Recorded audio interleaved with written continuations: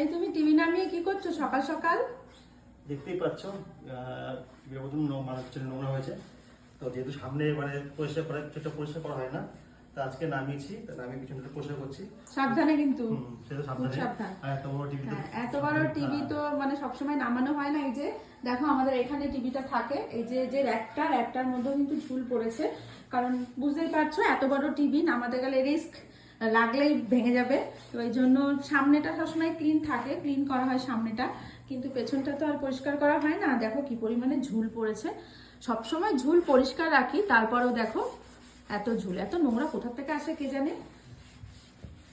তো যেহেতু আজকে মানে বান্টি ভাবলো যে একটু নামাই টিভিটা, তাই একটু নামিয়ে এখন পরিষ্কার করে নিচ্ছে। আর একটু টিভির যে তার থাকে লাইটিংয়ের, সেটাও একটু খুলে গেছে, তো ওটাও একটু সেটিং করে ঠিক করে নেবে।